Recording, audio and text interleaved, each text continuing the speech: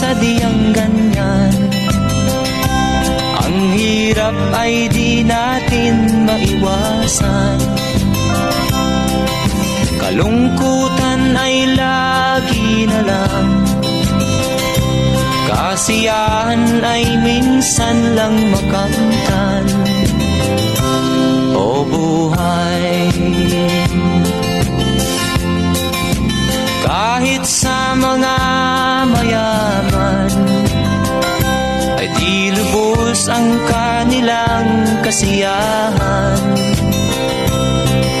Sa buhay ng mahirap ay gayon din, lalo pat kay dami mong mga utang.